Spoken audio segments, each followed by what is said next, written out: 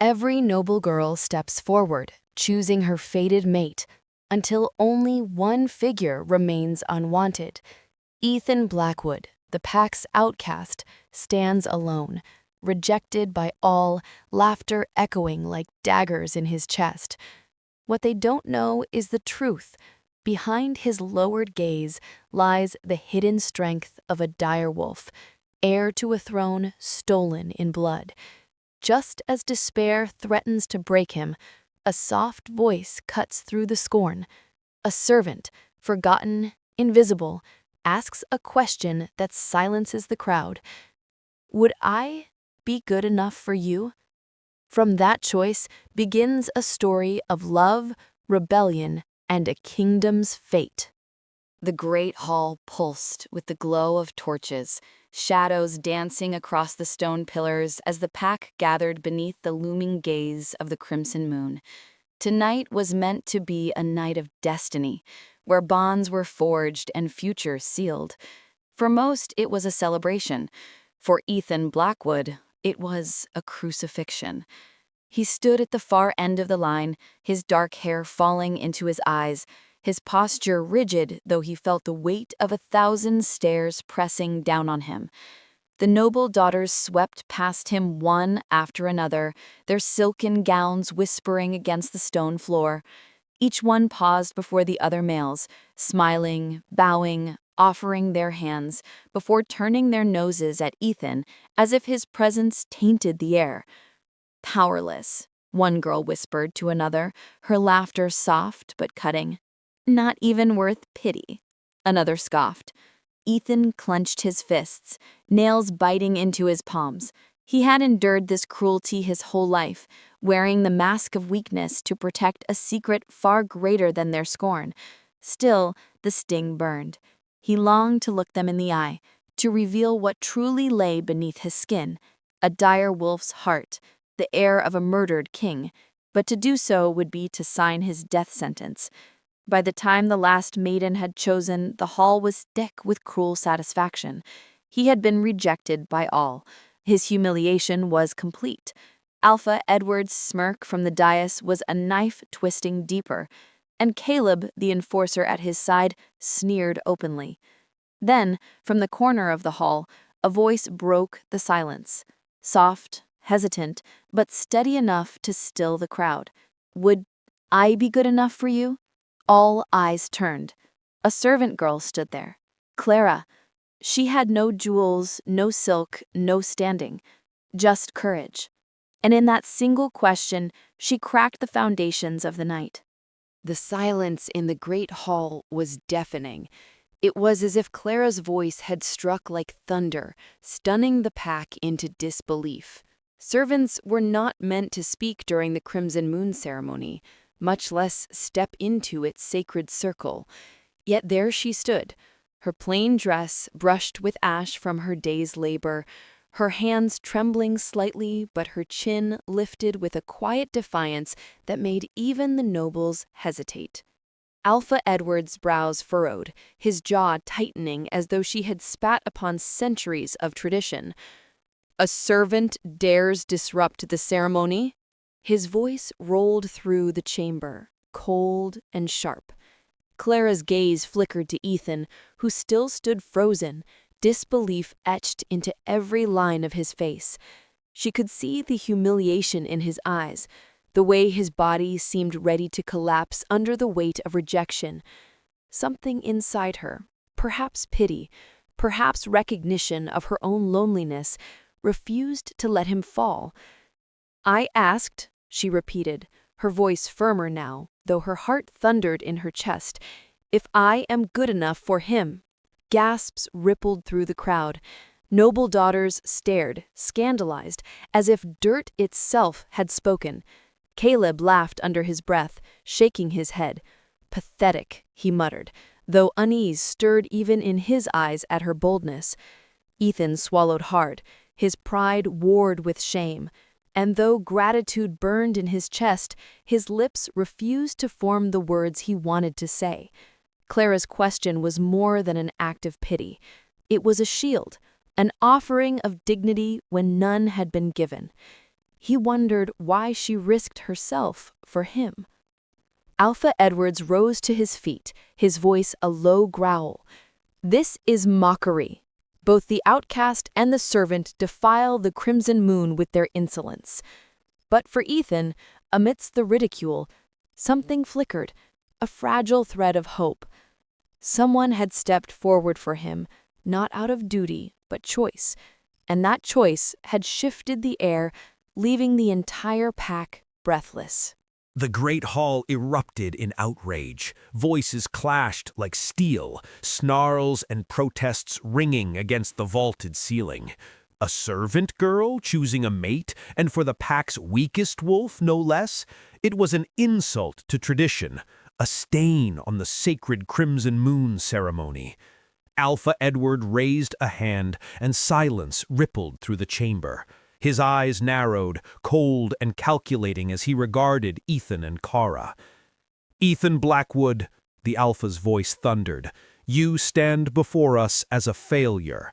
Not one noble daughter would claim you. And now, a servant dares to shame this pack further by offering herself in your stead." His lips curved into a cruel smile. "You drag our traditions into the mud." Ethan's chest tightened, shame and rage swirling within him. He longed to shout the truth, to strip the sneers from their faces with the revelation of who he truly was. But revealing his direwolf blood would mean more than defiance. It would mean death for both himself and Clara. So he clenched his jaw and remained silent. Clara, however, did not lower her gaze. Her knees trembled, but her voice did not falter. "If he is unworthy, then so am I. Let your punishment fall on both of us, if that is the price." A murmur of shock coursed through the hall. Servants never spoke against their alpha. Never. Caleb stepped forward at Edward's nod, his smirk sharp as he seized Ethan by the arm. His grip was iron, meant to humiliate. Clara cried out as another guard yanked her forward, dragging her to stand beside Ethan in the center of the hall. Alpha Edward's decree echoed through the chamber like a death sentence. "Let them be imprisoned for their insolence. The pack will learn what happens to those who spit on tradition." The crowd jeered, laughter laced with cruelty, but Clara's hand brushed Ethan's for the briefest moment, a silent vow of solidarity. And as the heavy doors of the hall closed behind them, Ethan realized the chains that bound him to despair had begun to fracture. The heavy door slammed shut, sealing Ethan and Clara inside the dim confines of the holding chamber beneath the great hall. The air smelled of damp stone and rusted iron, a place built not to hold criminals, but to break spirits. Torches guttered weakly along the walls, casting flickering shadows across the chains bolted into the floor. Caleb shoved Ethan forward with deliberate cruelty, slamming him against the wall. "Enjoy your new quarters, outcast," he sneered before locking the iron gate. His gaze slid to Clara, a mocking grin spreading. "And you, little servant, brave words for someone with nothing to lose. Let's see how long that courage lasts." The gate clanged shut, and their footsteps faded, leaving only silence. Clara pressed her back against the opposite wall, trying to steady her breathing. Her palm still stung from the guard's rough grip, but it wasn't pain that made her tremble. It was the weight of what she had done. She had stepped into the fire willingly, and now both she and Ethan bore the consequences. Ethan sat in the corner, head bowed, the flickering torchlight glinting off the bruise forming on his cheek. For a long while, he said nothing. Clara almost believed he despised her for interfering, for tethering her fate to his. But then his voice broke the silence, low and rough. "Why?" he asked, not lifting his eyes. Clara hesitated, then spoke with quiet honesty. "Because I know what it is to be overlooked, to be treated as if you don't exist. I couldn't let them tear you apart like that." Ethan finally looked at her, his dark eyes heavy with exhaustion and something she couldn't name. A flicker of gratitude, perhaps, or sorrow. "You shouldn't have risked yourself for me," he murmured. "And yet, I did," Clara replied softly. The chamber was cold, the chains unyielding, yet in that bleak place, an ember of connection sparked, fragile, uncertain, but real. The silence of the chamber broke with the faintest scrape of metal against stone. Ethan's ears twitched, his body tensing. Clara looked toward the shadows, heart hammering. Out of the gloom stepped a figure cloaked in black, moving with the surety of someone who knew these halls too well. "Stay quiet," the stranger whispered, kneeling by the gate. The torchlight revealed sharp, wolfish features. Frederick, a loyal wolf who had long despised Caleb's tyranny. His eyes flicked between Ethan and Clara with measured urgency. "I don't have much time. The guards are drunk on their own cruelty tonight, but they won't stay that way. If you want to live, follow me." Ethan pushed himself up, suspicion cutting through his fatigue. "Why help us?" Frederick smirked faintly as the lock clicked open under his deft hands. "Because I'm tired of seeing wolves like you crushed beneath the boots of men like Caleb. Besides," his gaze sharpened, "the pack will need you sooner than they think." The words lingered, strange and heavy, but there was no time to demand answers. Ethan and Clara followed Frederick through a narrow tunnel that smelled of earth and roots. Their footsteps echoed softly as they descended deeper, until finally, the passage spilled out into the open night. Above them, the crimson moon bled across the sky, bathing the nightshade forest in eerie crimson light. The trees stretched high and twisted, their branches swaying like skeletal hands. The forest was said to be cursed, haunted by shadows older than the packs themselves. Few dared enter. Clara clutched Ethan's arm, shivering at the oppressive silence. "We'll be hunted," she whispered. "We already are," Ethan replied grimly. His voice was steady, but inside his chest, his wolf stirred uneasily, sensing both danger and destiny in the shifting winds. Frederick led them into the dark undergrowth, his movements fluid, confident. "Keep close. The forest will test you. But beyond these trees lies something more dangerous than rejection, the truth." And with that, they vanished into the crimson-tinted woods, leaving the fortress of jeers and chains behind, stepping into a night that promised no safety, only revelations. The deeper they pressed into Nightshade Forest, the heavier the air became. Each step was muffled by a thick carpet of damp leaves, and the silence grew so complete it pressed against their ears. Even the wind seemed to hold its breath. Clara's hand clung to Ethan's sleeve, her wide eyes darting between the twisted trees. Frederick walked ahead, but even his confidence faltered now. His ears twitched, his nostrils flared, like a wolf trying to track a predator that refused to leave a scent. Ethan felt it too, a strange vibration in his bones, a pull beneath his skin that made his wolf stir violently, pacing and snarling in his chest. His hands trembled, as if lightning burned through his veins. He staggered against a tree, breath ragged. "Ethan?" Clara whispered urgently, reaching for him. "What's wrong?" His vision blurred, the forest spinning.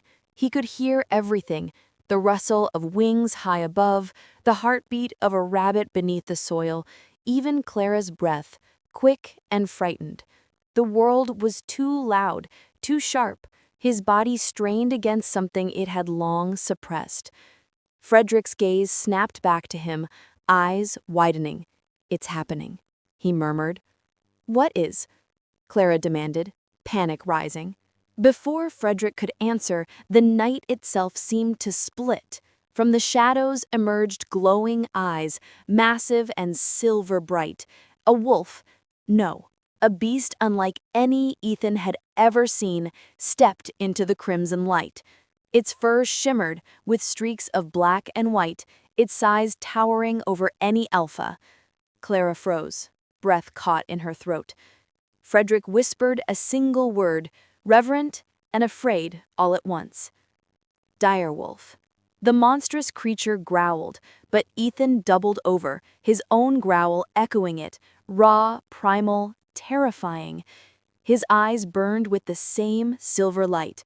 Clara stumbled back, realization crashing through her like fire. Ethan wasn't powerless. He wasn't wolf-less. He was something far more dangerous. And as the direwolf lunged, the truth ripped free. Ethan's secret was about to be revealed. The direwolf's roar split the forest, shaking Nightshade's trees to their roots. Clara stumbled backward, heart slamming against her ribs, eyes fixed on Ethan. His body convulsed, muscles straining as though his very skin was tearing apart. Silver light bled from his eyes, his teeth lengthening into cruel points. "No," she whispered, horror clawing at her throat. The memories of Silverwood flooded back, the night her pack burned, the night towering wolves ripped her family apart.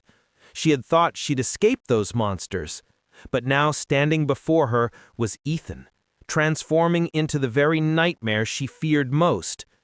Frederick stepped between them, staff raised as if to ward off both predator and prey. "Clara, listen to me. He is not your enemy. He is fighting it. He always has." But Clara barely heard him. The boy she thought weak, the outcast she dared to trust, was suddenly a storm of raw power. His growl deepened into something ancient, shaking leaves from the trees. She saw claws gouge into the earth as if soil were nothing but ash. Her instinct screamed at her to run. Her wolf, buried deep under years of fear, screamed louder. "He will destroy you like the others did." Yet when the dire wolf surged forward, it wasn't at her. It was at the monstrous, rabid wolves stalking them from the dark. With a single strike, Ethan shattered one spine. With another he tore through two more, faster than her eyes could follow. Clara pressed against a tree, watching, trembling. Not just from terror, though terror burned through her veins, but from awe. When the last rabid wolf fell, Ethan stood hunched, chest heaving, his body still glowing faintly with silver light. His gaze flicked to her, and for a breathless second, she didn't see Ethan. She saw something vast and untamed, a creature of nightmare and legend. Her voice broke as she whispered, "What are you?" Ethan's expression twisted with pain. "The reason you should never have chosen me." And in her silence, Clara knew one truth. Her choice had bound her to a secret that could either save them all or consume her whole. The forest had gone silent after the slaughter, save for the hiss of blood sinking into soil. Clara could barely breathe.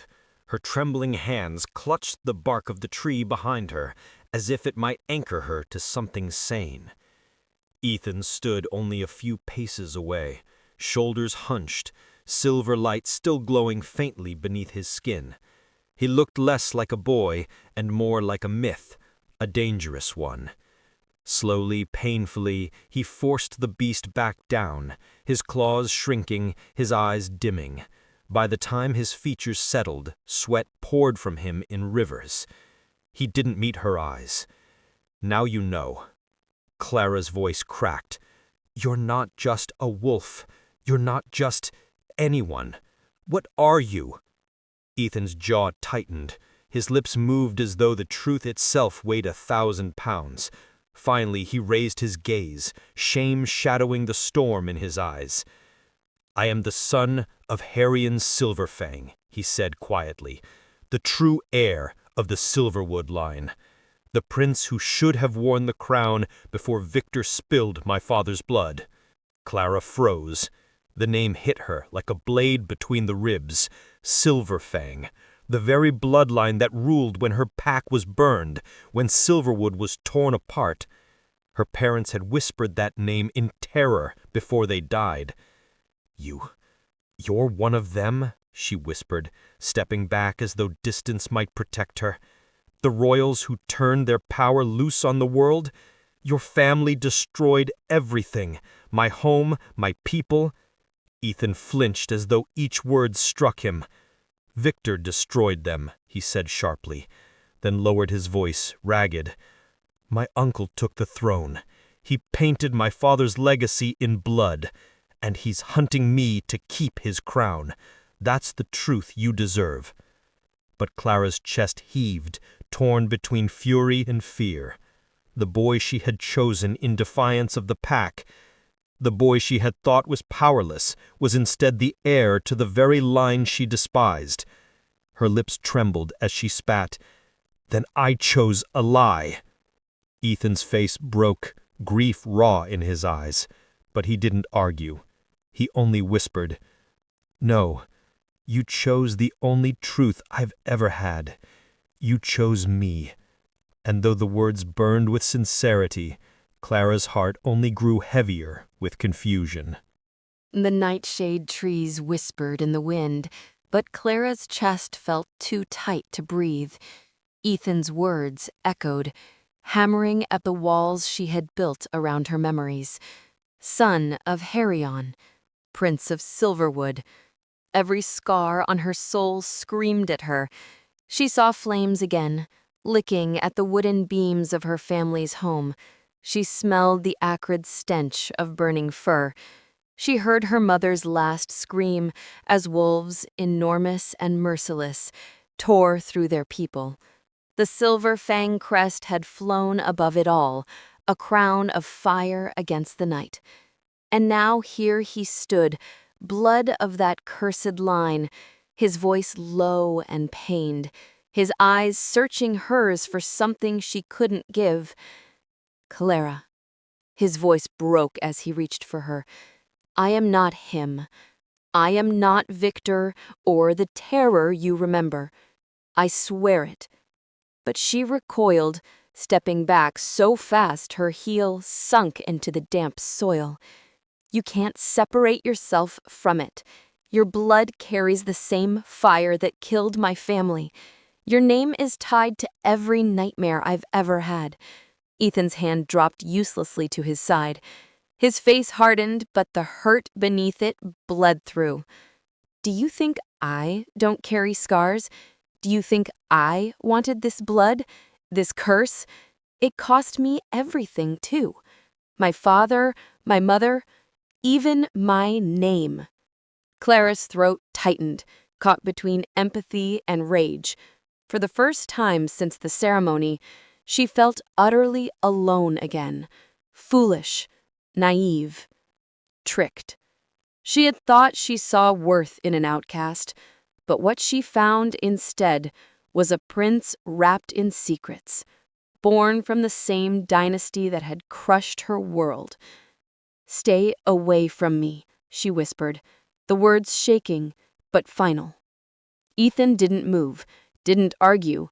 He just stood there, hollow, as if her rejection cut deeper than Alpha Edward's humiliation ever had. Frederick's voice broke the silence, steady and old. Blood remembers, but hearts decide.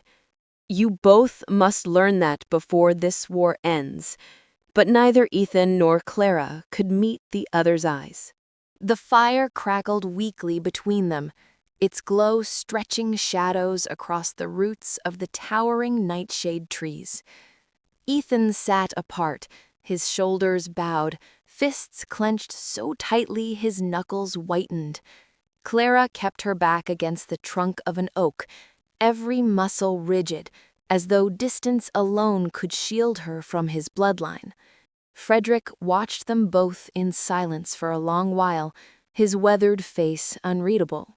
Finally, he cleared his throat. You two will tear yourselves apart before Victor ever gets the chance, and that, my children, is exactly what he wants. Clara lifted her gaze, bristling. You don't understand. His name, his blood. I understand, Frederick cut in gently but firmly. I was there the night Silverwood burned. I smelled the smoke. I heard the screams. I carried the broken bodies of pups who never had the chance to grow. Do not think I've forgotten, Clara. His eyes softened as they met hers. But power does not choose its bearer. Only the heart decides how it will be used. Clara swallowed hard, her throat thick with unspoken grief. Frederick turned to Ethan. And you, boy, you've hidden from what you are long enough. Denying your strength won't make it vanish. But if you wield it with bitterness, if you let this anger rule you, then you are no better than Victor. Ethan looked into the flames, shame flickering across his face. What if I fail? What if all I bring is destruction? Frederick leaned forward, his voice quiet but steady, like a stone in a river's current. Then choose to protect instead of destroy. That is the difference between a tyrant and a leader, between Victor and Harryon's true son. The silence that followed was thick, broken only by the nightshade wind. Clara shifted, torn between her fear and the echo of Frederick's words. The old wolf smiled faintly, a glint of hope in his eyes. The question, children, is not whether you have power. It's whether you'll choose to stand together or fall alone. The night was restless, every gust of wind stirring the underbrush like whispers of unseen watchers. Clara had drifted a few paces away from the fire, the unease of Ethan's revelation still heavy on her chest. She tried to focus on the forest sounds, on the rustle of leaves and distant howl of owls, but her heart would not calm. Suddenly, the stillness broke, the snapping of twigs, the low growl of approaching wolves. Clara froze. From the shadows, Victor's scouts emerged, 3, then 4, eyes glinting yellow in the dark. Their bodies were lean with hunger, their claws scraping against the earth. She knew this tactic. Half-starved wolves, loosed to kill or cripple, driven mad by desperation. Before she could move, one lunged. Clara stumbled back, the memory of Silverwood's slaughter burning behind her eyes. But before teeth could meet her throat, Ethan was there. He struck like lightning, faster than she thought possible, his arm hooked around the wolf's neck, his strength brutal and unyielding. With a single twist, the beast crumpled to the ground, stunned but not slain. The other circled. Clara's breath came shallow, terror clawing its way up her ribs. "Ethan, I won't let them touch you," he growled, his voice rough but steady. His stance widened, shielding her behind him. The wolves charged as one. Ethan met them head-on, every strike measured, every movement deliberate. He didn't kill, he disabled, knocking them back with crushing blows that spoke of monstrous power held in restraint. One beast snapped at his side, and for a moment she saw it, the shadow of something vast within him, a primal shape pressing beneath his skin. Direwolf, the creature he hid, yet could never fully escape. And yet it wasn't fury that drove him, it was something else. By the time the last scout limped back into the trees, Clara stood trembling, not with fear, but with dawning realization. Ethan could have torn them apart. He chose not to. He chose to protect, not destroy. Her eyes lingered on him, chest heaving, face bathed in firelight. For the first time, a seed of doubt cracked her wall of fear. Perhaps Frederick was right. Perhaps Ethan's power wasn't the curse she thought. The moon had risen high above the canopy, silver light spilling through the branches and bathing the clearing in an ethereal glow. The fire between them had dwindled to embers, its warmth faint, but neither Ethan nor Clara slept. Too much hung between them, unspoken yet pressing. Clara sat with her knees drawn to her chest, watching Ethan across the ashes. He hadn't looked at her since the fight, though his body bore fresh cuts from claws and fangs. His silence felt heavier than his strength. Finally, she spoke. "Why didn't you kill them?" Ethan glanced up, his eyes reflecting the moonlight. "Because killing is what Victor would have done." His voice was hoarse, almost a whisper. "I won't become him." Clara hugged her knees tighter. A part of her wanted to believe him, to let that answer ease the ache in her chest. But the memories of Silverwood clung like shadows. She drew in a shaky breath. "And if I can't trust you? If I can't look at you without remembering everything?" Ethan's jaw tightened. He turned away, staring into the trees. "Then I'll walk away, but I'll walk away after you're safe. Until Victor is stopped, I won't leave you to face him alone." The quiet that followed was broken only by the wind. Clara's heart twisted. He had every reason to hate her doubt, to demand loyalty. Instead, he offered protection without condition. It shook her more than his strength ever could. Frederick stirred beside the dying fire, his voice gravelly with age but certain. "The two of you don't have to trust all at once. Trust is built one choice at a time. Survive together and see where it leads." The moonlight caught Ethan's profile as he finally turned back toward her. His expression was raw, stripped of pride, stripped of mask. Clara drew in a slow breath and nodded. "Then we survive," she said softly. Ethan's shoulders eased, only slightly, but it was enough. For the first time, their eyes held without breaking. Above them, the nightshade trees swayed with the wind. Unseen in the shadows, a pair of yellow eyes watched, then vanished into the dark. Scouts carrying news back to Victor. The fragile pact had been made, but the storm gathering against them was only beginning.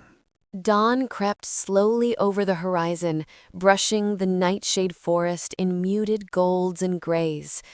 The air was damp, heavy with the scent of moss and dew, but beneath it all lay a taut anticipation.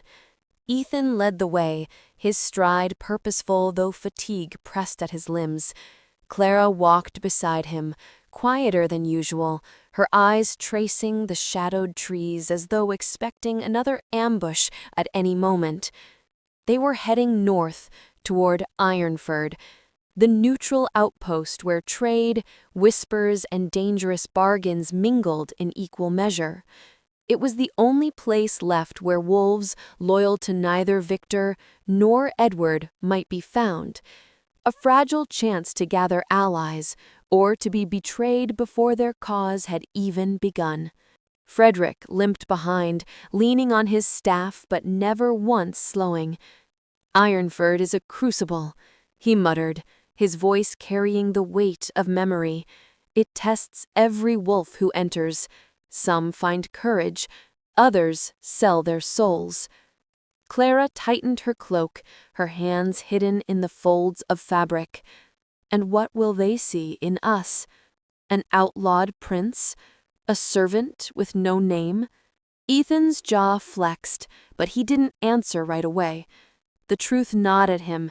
He had nothing to offer these wolves but a broken legacy and a hidden power that terrified more than it inspired. Yet Clara's words stung most because she still spoke as though she was nothing. He glanced at her, wanting to tell her otherwise, but the words caught in his throat. The road bent, widening into the faint outline of stone walls in the distance. Ironford. Smoke rose in thin columns from its chimneys, and the murmur of life echoed faintly, even from afar. But the closer they came, the more Ethan's instincts bristled. Wolves watched from the edges of the path. Traitors, outcasts, mercenaries. Some with curiosity, others with suspicion, all weighing whether these newcomers were worth their breath or their blood. Clara leaned closer, whispering, "We're not welcome here." Ethan's eyes narrowed as the heavy gates of Ironford creaked open, revealing a sea of hardened faces and calculating eyes. "Then we'll make them listen," he said, though his heart thundered with doubt. And as they stepped inside, every eye followed them, some with recognition, some with hunger, and some already calculating betrayal. Ironford was no haven. It was a marketplace of survival. Wolves and humans alike bartered in the narrow streets, their voices sharp, their eyes sharper. Ethan kept his hood low, Clara close, while Frederick moved with the weary air of someone who had seen this place too many times before. The Outposts Inn was dim and crowded, filled with the stink of smoke and spilled ale. It was there, among the clamor, that Ethan first caught it, a look that lingered too long. The faint twitch of a hand brushing against a concealed dagger. His stomach knotted. "Spies," Frederick murmured, noticing the same. "Victor's shadows spread farther than we thought." Before Ethan could react, a table overturned. Knives flashed.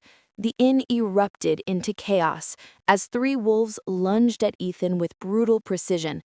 He ducked the first blow, blocking the second. But they were trained for this.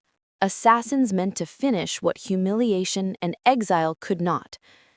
Clara's instincts screamed at her to run. She was no fighter. Yet as one assassin slipped past Ethan, his dagger aimed squarely at Ethan's unguarded back, Clara moved without thinking. She seized a clay jug from the counter and hurled it with all her strength.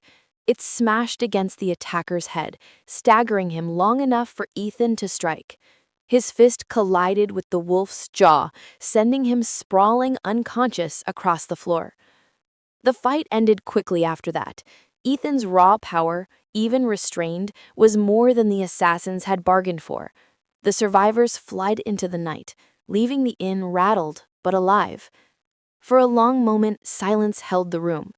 Then a voice muttered from the crowd, "That girl. She saved him." Another added, "She faced Victor's spies without flinching." Clara's face flushed with heat, but her chin lifted, refusing to shrink back into invisibility. Ethan turned to her, chest heaving, eyes wide not with shock, but with something softer. Gratitude, respect, maybe even awe. Frederick leaned heavily on his staff, a faint smile tugging at his lips. "Courage isn't always a blade," he said quietly. "Sometimes it's the hand that dares to act when others freeze." And for the first time since Silverwood, Clara felt it, the weight of being seen. But in the dark corners of the inn, not every pair of eyes softened. Some watched them with greed, with calculation. Their presence in Ironford had been noticed, and not all notice was welcome. Word of the brawl spread faster than wildfire. By the next night, the inn was crowded not with drunkards, but with watchful eyes, wolves and humans alike, who had suffered under Victor's grip. They gathered not out of loyalty to Ethan, but out of curiosity. Clara sat quietly at his side, her presence still an anchor after the chaos of the attack. She noticed the way people whispered about her, too, not as the faceless servant she had once been, but as the girl who had thrown herself into danger when others froze. Ethan, however, felt the weight of every gaze pressing against him. He had spent weeks hiding his strength, burying the truth of who he was. Now, with Ironford's bruised and broken soul staring at him with something like hope, hiding felt like betrayal. Frederick sensed it as well. He nudged Ethan forward, his old voice low but sharp. "These people are searching for a spark. Give them one." Ethan hesitated. His rejection still echoed in his bones, the memory of Alpha Edward's cold dismissal fresh as an open wound. He wasn't their Alpha. He wasn't anyone's.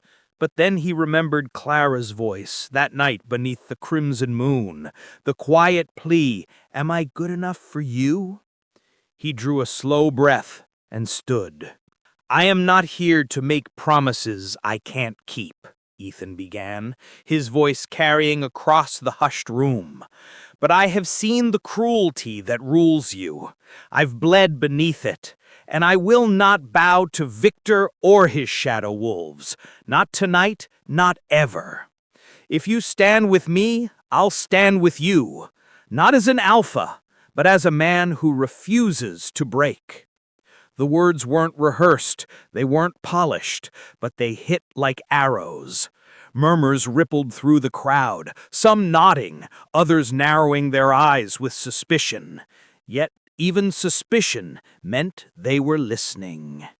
And then, from the back of the room, a scarred man raised his mug. "A man who won't bow, that's worth fighting beside." Others joined, cautious but growing, until the inn swelled with the sound of mugs striking wood, voices murmuring agreement. It wasn't loyalty yet. It wasn't a pack. But it was the beginning of something dangerous. Clara's chest tightened as she watched Ethan stand taller than he had in weeks, his shoulders squared beneath the weight of their eyes. For the first time, he didn't look like the exile she had found beneath the harvest moon. He looked like someone who could lead. But in the shadows near the door, a hooded figure slipped out silently, moving into the night with urgent purpose. Victor would soon know Ethan Rowan was not as broken as he seemed. The following days in Ironford were a blur of hushed meetings and whispered plans. Ethan found himself surrounded by faces that sought him out, not for coin, not for pity, but for direction. Men with scarred hands from Victor's iron mines, women who had lost children to the Shadow Wolves' raids, younglings who carried fury in their eyes instead of innocence. They needed a leader, and though Ethan never claimed a title, his presence pulled them together like iron to a lodestone. But with every step forward, the mask he wore began to strain. It happened first in the training yard, where he sparred with Caleb. The younger wolf was fast, eager, desperate to prove himself. Ethan moved carefully at first, holding back the strength that roared beneath his skin. Yet when Caleb lunged with reckless force, something in Ethan snapped loose. His counter came too swift, too powerful. Caleb was thrown across the dirt, winded and stunned. Gasps rippled through the crowd. That wasn't human," someone whispered. He froze, his heart hammering. He had revealed too much. Clara stepped forward quickly, her voice sharp, commanding attention before suspicion could root too deep. "He's stronger because he survived what most of you couldn't, or would you rather measure a man by his scars?" Her words cupped the tension, and some even nodded, ashamed of their doubt. But Ethan knew the truth. She had covered for him, and it wouldn't work forever. That night, alone in the inn's upper room, Clara confronted him. "You can't keep hiding it," she whispered, her eyes fierce even in the flickering candlelight. "They'll see eventually, and when they do, if you haven't told them yourself, they'll turn on you." Ethan turned away, fists clenched against the wooden table.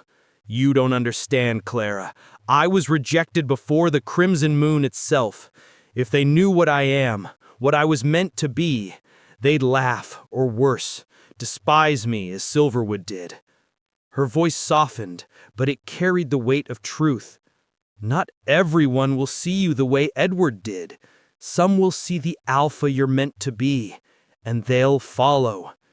Ethan looked at her then, really looked, and found no judgment, only belief. It unsettled him more than suspicion ever could. Below them, in the streets of Ironford, rumors already spread like smoke. Whispers of a stranger who fought like an alpha in exile. Whispers that would reach Victor's ears before long. The mask was cracking, and soon, There would be no hiding who Ethan Rowan truly was.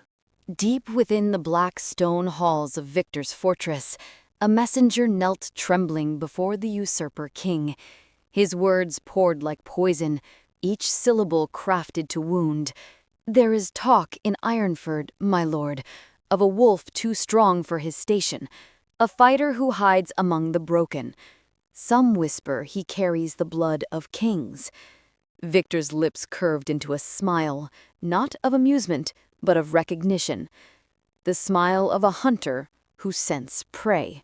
He dismissed the messenger with a flick of his jeweled hand, and sat back upon his iron throne, fingers drumming against the carved wolf heads. For years he had scoured the land for the last ember of his brother's line. If this rumor proved true, then Ethan Rowan, the boy he thought dead, had returned. "Prepare the shadow wolves," Victor ordered, his voice like ice scraping stone. "Send them to Ironford. I want eyes in every tavern, every alley. And if they find him," his grin widened, cruel and sharp, "bring me his head, or hers." Because Victor remembered the servant girl too, Clara, the survivor of Silverwood. His men had failed to finish her years ago, and if she stood at Ethan's side now, then fate itself mocked him. That night, the fortress echoed with the howls of the shadow wolves as they set out, cloaked in darkness, bound for Ironford. Unaware, Ethan and Clara continued gathering allies, their small victories stitching hope into the hearts of the broken. Yet shadows lengthened around them, and with each step forward, the noose drew tighter. The Ironford outpost pulsed with rare life that night. Torches lit the weathered stone walls, banners of would-be rebels hung over tavern doors, and wolves of scattered bloodlines whispered about hope they had not felt in years. Ethan and Clara stood at the center of it all, their quiet determination drawing eyes that once held only despair. But hope is fragile. It takes only a single hand to break it. One of the gathered rebels, a man with sharp eyes and a voice that carried too easily, stepped forward. He was one of the first to offer loyalty, the kind who smiled too often and asked too many questions. Clara had never trusted him, though Ethan, desperate for unity, had welcomed him in. That night, his true allegiance was revealed. As Ethan spoke to the circle of rebels, laying out a plan to strike Victor's supply lines again, the doors of Ironford's great hall burst open. Black-cloaked figures flooded inside, the shadow wolves, Victor's assassins, blades gleaming under torchlight. Screams erupted as steel met flesh. Clara's heart thundered. She caught the betrayer's smirk as he slipped back toward the shadow wolves, untouched by their blades. He had led them here. "Ethan!" she shouted, shoving him aside as a blade arced down toward him. The clash of steel rang through the hall as chaos ignited.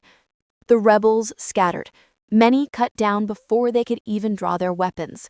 Ethan fought like wildfire, his strength keeping the shadow wolves at bay. But for every assassin he struck down, more pressed in. Clara grabbed his arm, blood on her cheek, her voice hoarse with desperation. "We have to run, now!" But even as they forced their way toward the back doors, Ethan caught sight of something that made his blood run cold. On the cliff, above Ironford, silhouetted against the moon, sat a rider draped in black armor, Victor himself, watching. And when their eyes met, Ethan knew. Victor now knew who he was. The rebellion had been exposed. The world smelled of ash and blood. Ironford smoldered behind them, its once bustling streets reduced to charred timbers and broken cries. Ethan and Clara stumbled through the trees of Nightshade Forest, their clothes torn, their bodies streaked with dirt and blood. Neither spoke at first. There were no words large enough to carry the weight of what they had lost. Finally, Beneath the shadow of a twisted oak, Clara sank to her knees. Her hands shook as she pressed them to her face. The screams from Ironford still echoed in her ears, the faces of rebels who had believed in Ethan now silenced forever. Ethan crouched beside her, silent, his chest rising and falling as though the forest itself pressed against him. For so long he had carried only his own shame. Tonight it multiplied. Every life lost in Ironford felt tethered to his name. Clara lowered her hands and looked at him. For the first time she saw not just the prince, not just the hidden wolf, but the man who bore guilt as if it were his crown. Without thinking, she reached out, her dirt-streaked fingers brushing his. He didn't pull away. Instead, he laced his fingers with hers, the touch fragile but grounding. Neither spoke of love, nor loyalty, nor destiny. The words felt too heavy, too fragile to risk breaking. But in the quiet of the forest, their silence spoke more than promises ever could. For a moment, the world narrowed to the warmth of that shared touch, and the truth neither dared admit aloud. They needed each other, not just to survive, but to endure. The bond was unspoken, yet undeniable, and though the forest around them whispered with danger, for a heartbeat, they allowed themselves to breathe. The moonlight broke through the tangled canopy, pale silver spilling across Clara's face. Ethan watched her in silence, every line of her expression carved by exhaustion, yet beneath it glowed a quiet fire that refused to die. That stubborn courage had carried them through the Crimson Moon humiliation, through imprisonment, through the endless dangers of Nightshade. And though she would never claim it, Ethan knew, without Clara, he would have drowned in despair long ago. Clara, his voice was low, rough from days of battle, I need you to hear this. Her gaze flicked toward him, wary, as if bracing herself for truths too heavy to bear. I cannot promise victory, Ethan said, each word deliberate. I cannot promise survival, but I can swear this. I will not abandon you. Not to the forest, not to Victor, not to fate itself. If the world demands my life to keep you safe, then it can have it. Clara's lips parted, her breath catching. For so long she had been invisible, a servant without name, a survivor hiding in shadows. No one had ever spoken to her as if her life mattered more than their own. Tears shimmered in her eyes, though she blinked them back with stubborn pride. Don't speak as if you're all that stands between me and the grave, she whispered. I'm not a child to be sheltered. I've survived fire and slaughter. I've survived being nothing. I don't need a protector, Ethan. She paused, steadying herself, then added, her voice steadier, but I will take a partner. Ethan stilled, her words hitting him harder than any blade. Clara reached for his hand, her grip firm this time, not trembling.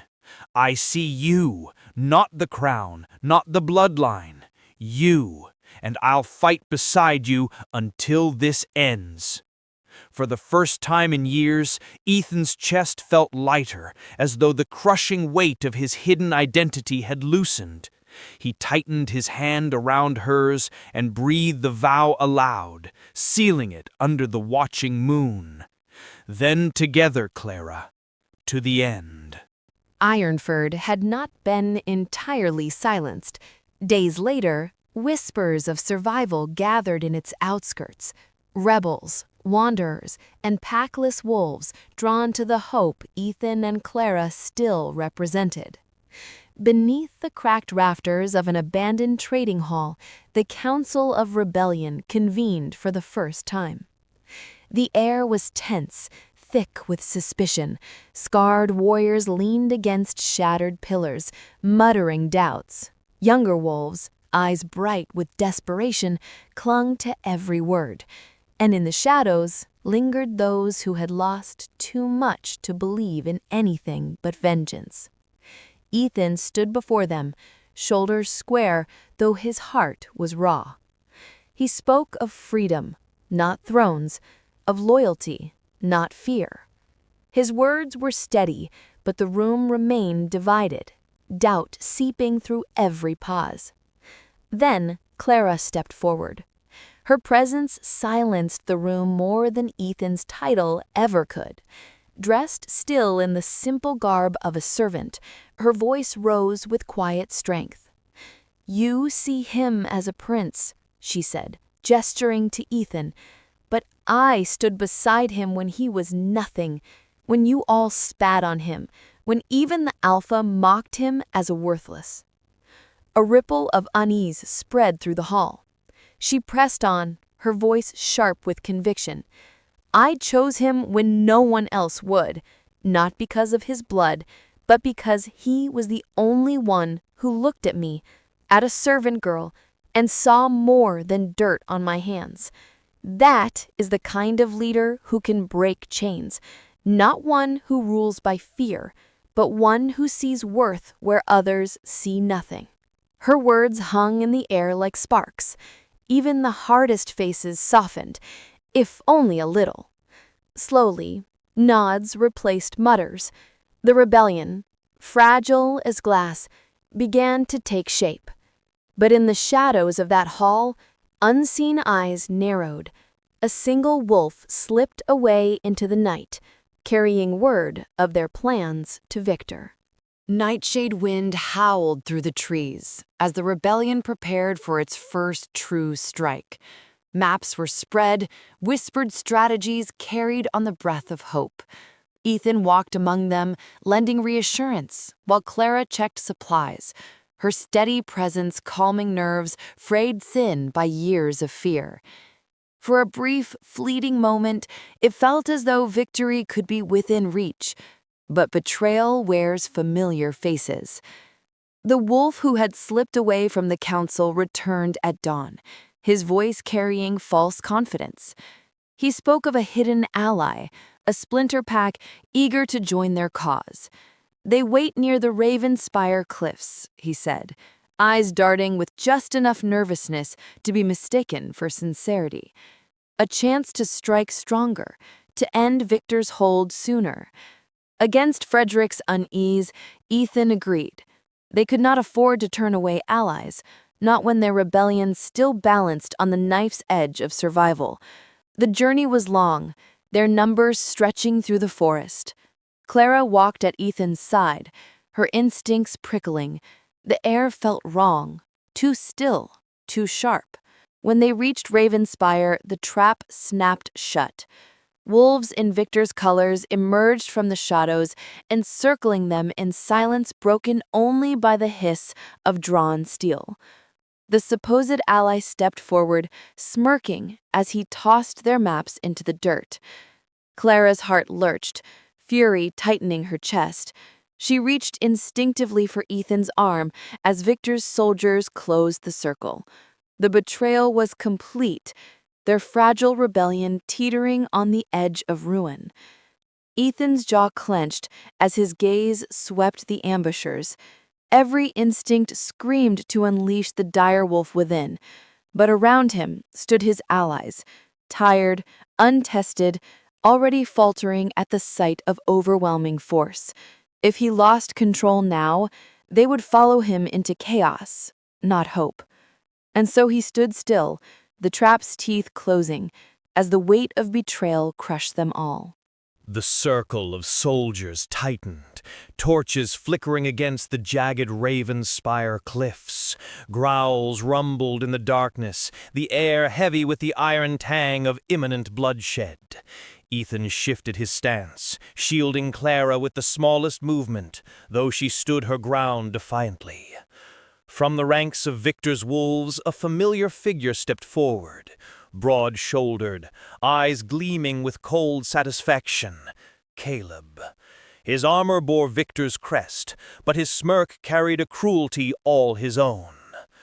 "Well," he drawled, voice dripping venom, the packless prince and his little servant. I wondered how long you'd survive out here. Seems the gods are kind enough to bring you back to me." Ethan's muscles coiled, rage burning beneath his skin. "Caleb!" The name came out like a growl. Caleb ignored him, his gaze settling on Clara. "You've grown bold, haven't you? From carrying trays in the great hall to standing beside a would-be king?" He sneered, stepping closer. "But boldness won't save you." Clara's jaw tightened, but she didn't flinch. That only made Caleb's grin widen. With a snap of his fingers, two soldiers surged forward, seizing her by the arms before Ethan could react. "Don't!" Ethan snarled, the dire wolf stirring violently within him, claws threatening to pierce through flesh. But Victor's soldiers pressed in, steel flashing at the throats of Ethan's companions. One wrong move, and blood would spill. Caleb leaned close to Clara, his breath hot against her ear. "Victor will enjoy breaking you. You'll make fine bait to leash your prince." Ethan surged forward, only to be restrained by Frederick's desperate grip. The elder's whisper cut through his fury. "Not now, Ethan. You'll doom them all." Clara met Ethan's eyes as she was dragged away, her face pale but unbroken. No words passed between them, yet her gaze held a plea. "Don't give up." And then she was gone, swallowed by the night, leaving Ethan hollow with rage and helplessness. The forest was silent, as if the world itself had turned its back on him. Ethan knelt at the edge of the nightshade clearing, his hands buried in the dirt, his chest heaving with the weight of failure. Clara was gone, torn from him by Caleb's grip and dragged to Victor's fortress like spoils of war. He had sworn to protect her, sworn that no one would ever hurt her again, and yet he had watched her disappear into the darkness. Frederick's words reached him faintly. "She is strong, Ethan, stronger than you think." But Ethan couldn't hear strength in the echo of her scream. He heard only his own weakness. His dire wolf, once unleashed, had not been enough. His bloodline, his cursed heritage, had not been enough. The rebels looked to him as a prince, but all he felt was the outcast again, the humiliated boy from the Crimson Moon ceremony, unworthy of even a servant's choice. Around the camp, the rebellion crumbled. Whispers spread. "He's no leader. He can't even protect the girl who chose him." Some slipped into the trees, deserters returning to their packs to bow before Victor's rule. Hope, fragile as glass, was shattering. Ethan pressed his forehead to the earth. For a fleeting, dangerous moment, he wished Victor would find him and end it. Better to die as nothing than to live as the failure who cost Clara her life. The dire wolf inside him stirred, snarling, desperate to fight. But Ethan's spirit was fractured. If he unleashed it now, it would not be to save, it would be to destroy. And that was the path of his uncle. The night wind carried the faintest sound from beyond the trees, the toll of Ironford's bells. A warning. Victor's grip was tightening, and time was running out. Ethan clenched his fists, torn between surrender and the wolf's call. And somewhere in the shadows, Victor's men were already moving Clara deeper into the fortress. Victor's fortress loomed against the night sky, black stone rising like jagged teeth from the earth. Ethan crouched on a ridge above the battlements, the wind whipping through his furless ears, heart hammering against his chest. Clara was inside. Somewhere in that labyrinth of stone, firelight flickered against iron doors, and the echoes of her courage reached him faintly. From below, Victor's voice rang out, dripping with mockery.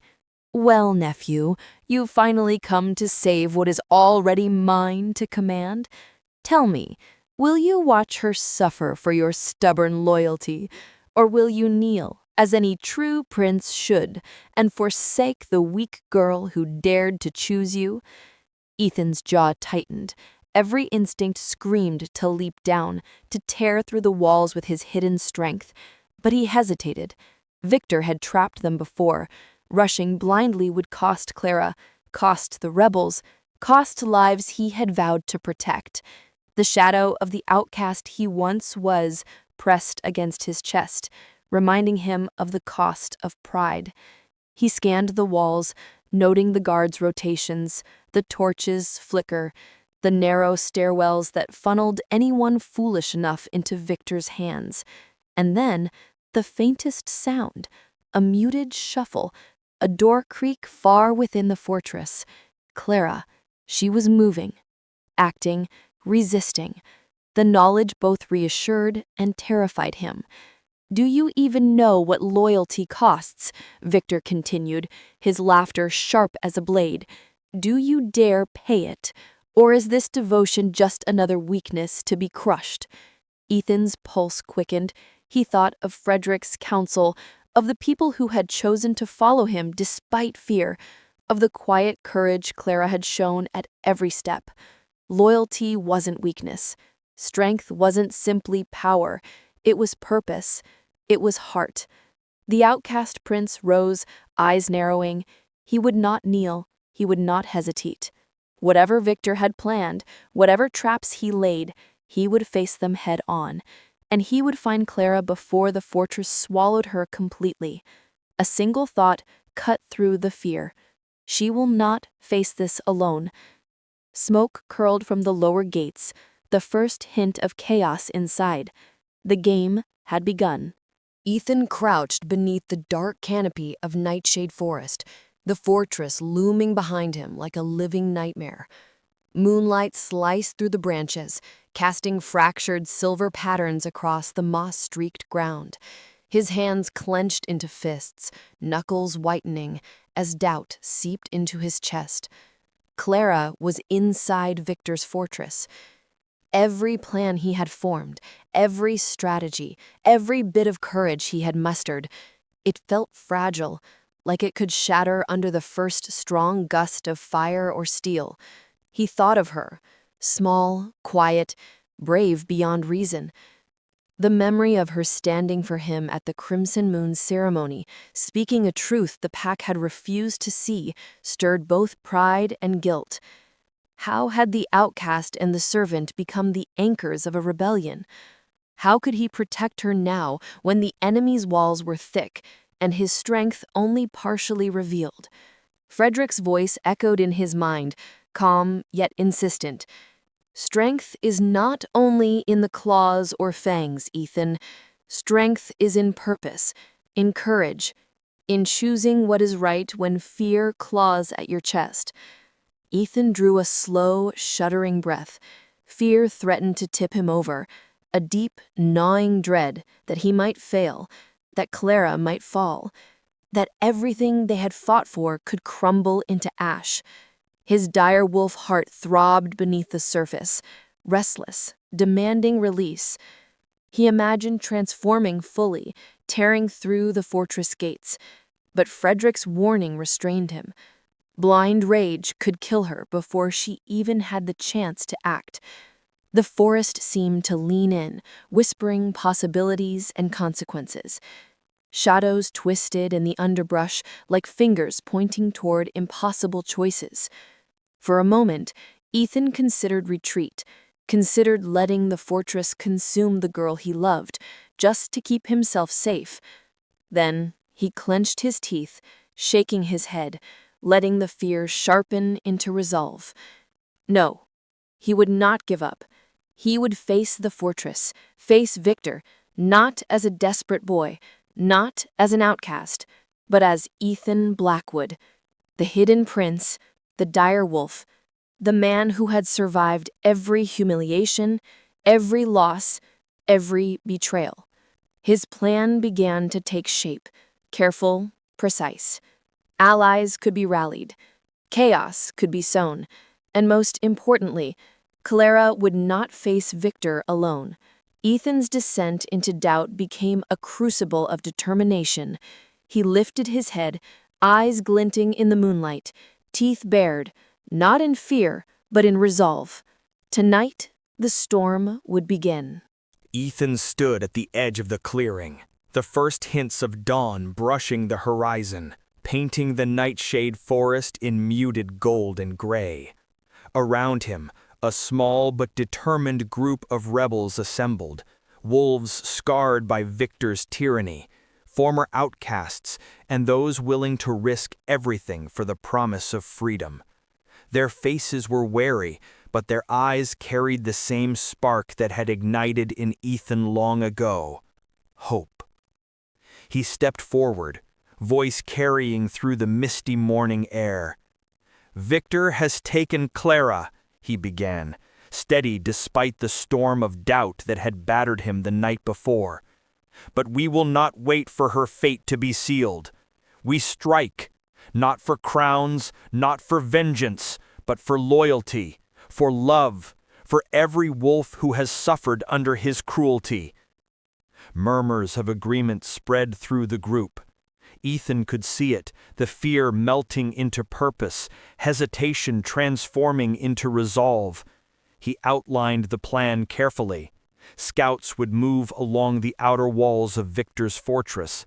Diversionary fires would draw attention, and the main force would strike at weak points identified through weeks of whispered intelligence. Every movement, every timing had to be precise. Failure was not an option. As the rebels prepared, Ethan felt the pulse of power beneath his skin, the latent strength of his dire wolf form stirring.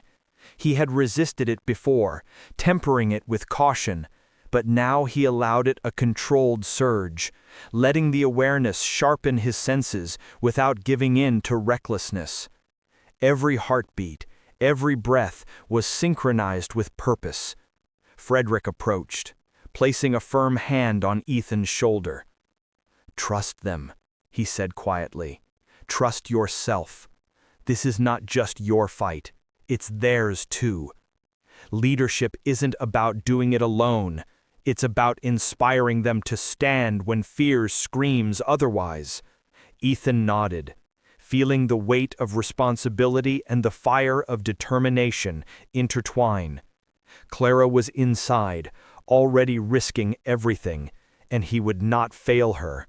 The storm of rebellion was gathering, quiet, deliberate, and deadly. Soon it would sweep over Victor's fortress, and Ethan was ready to lead it. Inside the fortress, Clara moved silently through the stone corridors, the air thick with smoke and the faint scent of oil. Every footstep was measured, every shadow a potential threat. Her heart pounded, not with fear, but with a fierce determination. Victor's guards patrolled with cruel precision, unaware that the small servant girl they had underestimated was already dismantling their control from within. She paused at a side door, glancing at the piles of torches and oil barrels she had collected. Her fingers brushed the matches she had stolen from the armory earlier, and a small wry smile tugged at her lips. If Victor wanted to play tyrant, he would find the fortress alive with chaos. She struck the first match, careful and deliberate. A small flame flickered, then caught, spreading quickly to the barrels she had arranged. The roar of fire echoed through the hallways, a signal and a weapon all at once. Guards shouted, scrambling in confusion, and Clara used the moment to free the captives locked in the dungeons. She moved quickly, guiding them toward the secret passage Frederick had shown her during a covert meeting. Each step was a calculated risk, but she felt a surge of empowerment with every life she saved. From the courtyard above, faint sounds of Ethan's approach reached her. He was rallying the rebels outside, and though she could not see him, she felt the pulse of his presence through the fortress walls. It steadied her, reminded her that they were fighting together, in different arenas but toward the same goal. As the flames licked higher, smoke curling into every corner, Clara's resolve hardened. Victor had tried to break her, to make her fear, but she would not yield. The fortress would burn, not in destruction alone, but in liberation, in the spark of rebellion that she and Ethan had ignited. And somewhere beyond the walls, Ethan would strike. The ground trembled beneath Ethan's feet as he stepped from the tree line onto the slopes of Victor's fortress. Smoke curled into the sky, a signal that Clara had begun her rebellion inside. His heart pounded with anticipation and fear. But there was no room for hesitation. The time for doubt had passed. Ethan's senses sharpened unnaturally, every sound and movement magnified. The clatter of armor, the shouts of guards, the distant crackle of fire. Beneath his skin, the dormant power of his dire wolf form stirred, a primal force coiled like a spring. With a steadying breath, he let it awaken. Muscles lengthened, senses heightened, eyes glowing faintly in the dim dawn. His voice became a low, resonant growl that carried across the courtyard, a warning and a challenge. Rebels surged forward from their positions, emboldened by Ethan's transformation. Wolves who had once cowered under Victor's shadow now ran at his side, teeth bared and claws ready. Ethan led the charge, every movement a blur of power and precision. Guards scrambled, unprepared for the force that crashed over the fortress gates. From above, Clara's fires roared, filling the fortress with chaos. Ethan's assault synchronized with hers inside rebellion, and the combined fury of their actions shattered Victor's defenses. The young prince, once powerless and mocked, became a living tempest, strength tempered by purpose, terror tempered by protection. Yet even in the midst of victory, danger pressed close. Victor's elite guards formed a line at the inner courtyard, swords raised and eyes calculating. Ethan snarled, leaping forward with unstoppable force, but the outcome was uncertain. Every heartbeat, every strike carried the weight of Clara's courage, the lives of their allies and the hope of the oppressed Pax. For the first time, the outcast was no longer hiding. The dire wolf had arrived. Smoke and fire painted the fortress walls in shades of orange and gold, casting long, dancing shadows across the chaos. Ethan surged through the crumbling gates, muscles taut, senses razor-sharp. His eyes scanned the halls, ears alert to the faintest sound of Clara's movement. Every instinct screamed toward her, every beat of his heart a drum of urgency. Inside, Clara darted between corridors, guiding freed captives toward the outer walls. The fire's heat licked her skin, yet her resolution was unshakable. She had sparked rebellion, shattered Victor's control, and now the fortress was alive with defiance. Then she heard it, a deep, resonant growl that vibrated through stone and smoke alike. Ethan. Their eyes met across the chaos, and in that instant the world narrowed to a single point of certainty. They were not alone. Clara's lips curved in a determined smile, and Ethan returned it with a surge of relief and fierce joy. Every obstacle, every scar, every humiliation they had endured had led to this moment. With synchronized precision, they moved as one. Clara's fires drew guards out into the open, where Ethan, fully embracing his dire wolf strength, struck with calculated ferocity. Every enemy that threatened her met the force of his unleashed power. Together, inside and out, they were unstoppable, a storm of flames and fangs, courage and love intertwined. And as the last of Victor's loyal guards fell, they converged in the heart of the fortress. Breathless, scorched, and victorious, they embraced briefly, not just as lovers, but as partners in rebellion, equals in courage, and symbols of hope for the oppressed Pax. The fortress trembled around them, but in that crucible of fire and chaos, Ethan and Clara had proven that together, nothing could break them. Victor stood atop the central balcony, towering in his blackened armor, eyes burning with malice.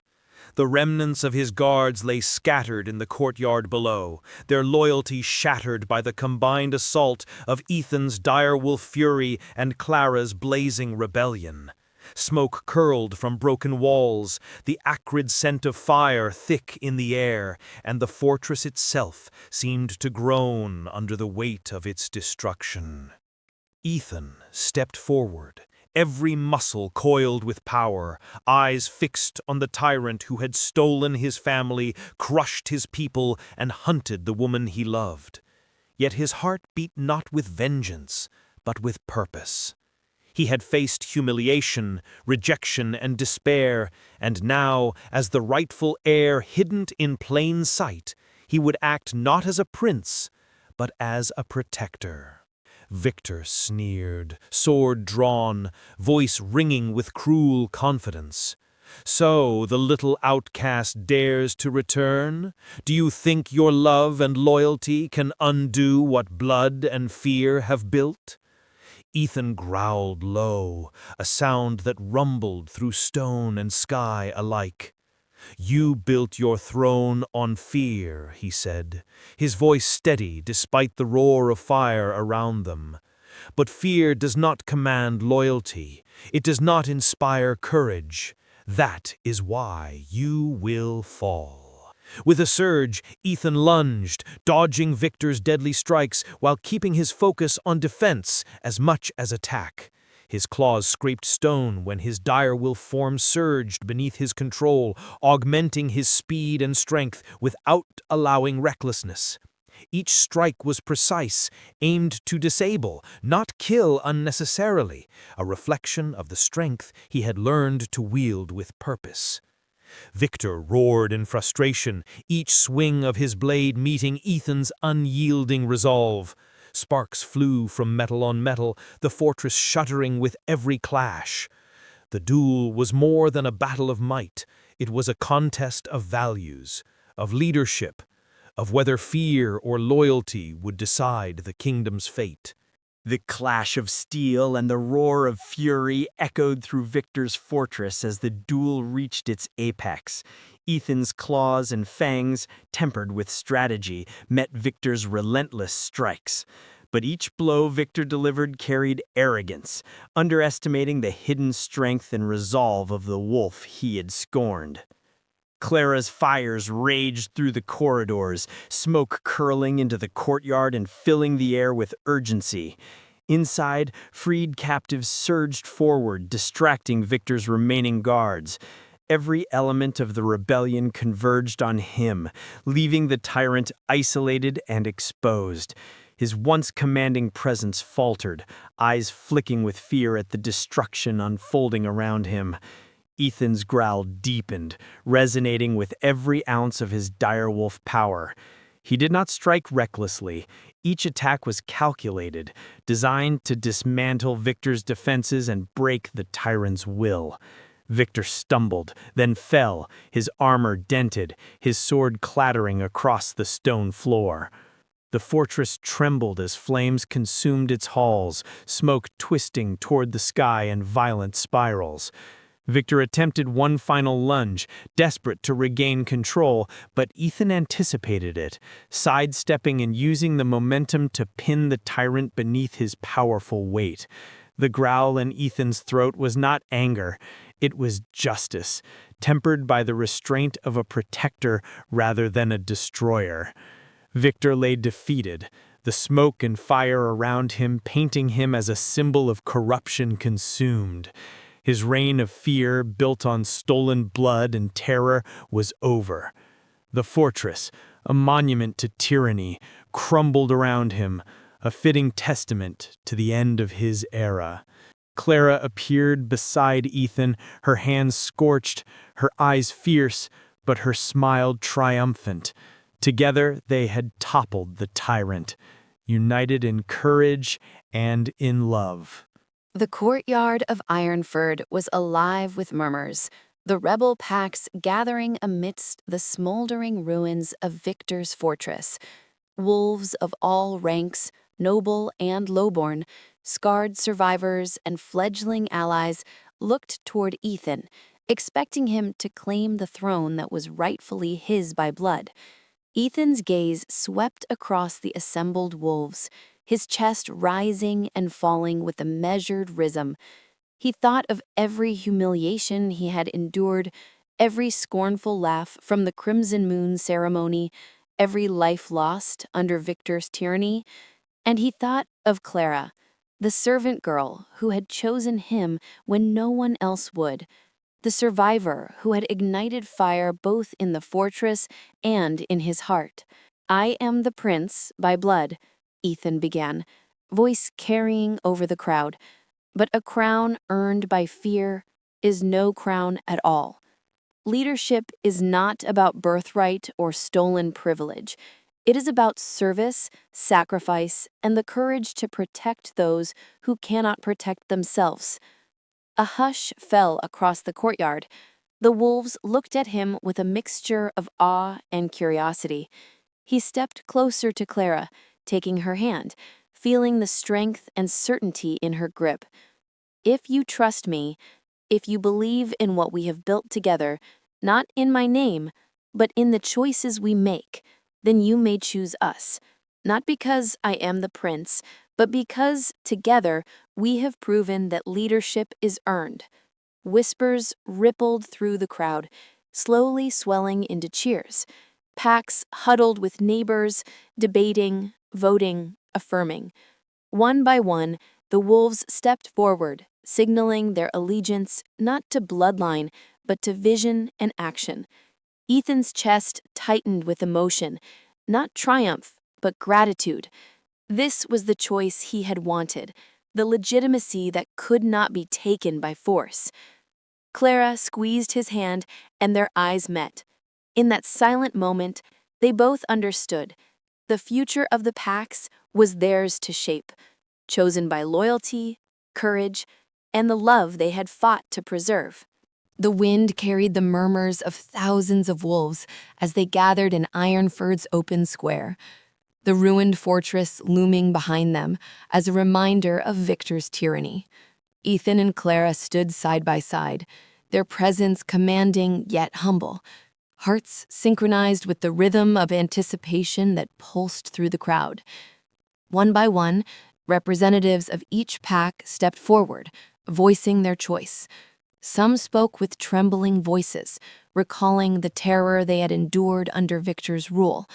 Others were firm, resolute in their desire to see leaders who valued service, courage, and the protection of all over inherited power. The chorus of declarations swelled, reverberating across the square like a tide of unity. Ethan listened, his gaze softening as he caught Clara's reassuring nod. She had been invisible for so long, underestimated by the world, yet here she was, central to the decision that would shape the kingdom's future. He felt pride and awe, not as a prince, but as a partner, equal in purpose and vision. The final count was undeniable. The packs had chosen them, not by birthright, not by fear, but by the courage, loyalty, and sacrifices they had witnessed. Ethan turned to Clara, a smile breaking across his face, his voice steady but warm. "The choice is ours together," he said, "and together we will lead not as rulers, but as protectors." A cheer erupted, sweeping across the square, blending hope and relief, marking the end of tyranny and the beginning of a new era. The people had spoken, and the message was clear. Leadership would be earned, chosen, and shared. In the midst of celebration, Ethan and Clara exchanged a glance, the bond between them stronger than ever. The kingdom's future was not dictated by blood alone. It was defined by those willing to fight, serve, and stand for others. The ceremonial square glowed under the rising sun, light spilling over Ironford's rebuilt plaza. Wolves of every pack had gathered, their eyes reflecting awe, relief, and hope. Ethan and Clara stepped forward together, side by side, no longer outcast and servant, but equals, the embodiment of courage and loyalty rewarded. The elders approached with the ceremonial crown, a symbol that had once signified inherited privilege, now poised to represent earned leadership. Ethan extended his hand to Clara first, and she grasped it firmly, a shared understanding passing between them.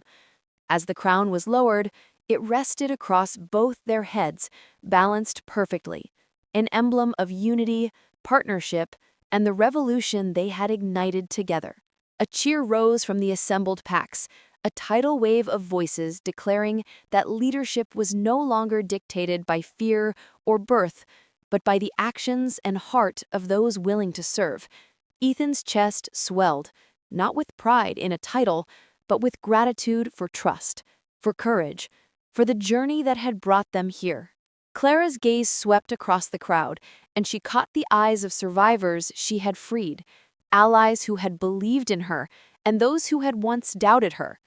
The invisible servant was now a queen in every sense that mattered, chosen not because of blood, but because she had earned the right through bravery, loyalty, and love. As the sun climbed higher, illuminating the square in golden light, Ethan and Clara turned to one another, hands entwined. In that moment, the kingdom's future was sealed, not by a tyrant's edict, not by royal lineage, but by the people's choice and the unwavering courage of two hearts who had refused to yield. The first light of dawn painted Ironford in soft gold, spilling warmth across the square where Ethan and Clara now stood as equals. The ruins of Victor's fortress smoldered in the distance, a reminder of tyranny's fall, while the cheers of the liberated packs filled the air, carrying hope into the future. Ethan's eyes met Clara's, and in that quiet moment, they shared the weight and triumph of everything they had endured. Humiliation, rejection, loss, and betrayal, all had led to this point. Together, they had transformed fear into courage, sorrow into strength, and exile into leadership. Clara's hand found Ethan's, fingers entwined. No longer invisible, no longer powerless, she stood as his equal, a beacon to every wolf who had ever been overlooked or oppressed. Their bond was not merely romantic, it was forged in trials, rebellion, and mutual respect. As they turned to face their people, Ethan raised his voice, steady and clear. "We are not rulers by blood, nor by fear. We are here to serve, to protect, and to lead together, because leadership is earned, chosen, and shared." A wave of approval and joy swept through the crowd, every cheer a promise of unity and a future defined not by privilege, but by action. The kingdom's packs would rebuild, stronger and fairer than ever before. Above them, the sun climbed higher, bathing the world in light, a symbol of renewal. Ethan and Clara stood side by side, hearts aligned, ready to guide their people into a new era, one born of courage, love, and the unwavering choice to stand together. The dawn had arrived, and with it the promise of hope, equality, and the enduring power of love and loyalty. And that was how Ethan and Clara went from outcasts to leaders, showing us that true strength comes from courage, loyalty, and love. If you enjoyed this story, don't forget to hit the like button and subscribe for more epic werewolf romances full of suspense, passion, and adventure. Leave a comment below to share your favorite moment. Was it the Crimson Moon ceremony, the daring escape, or the final duel with Victor? Thank you for listening, and remember, sometimes the ones who seem powerless are the ones who change the world. See you on the next one.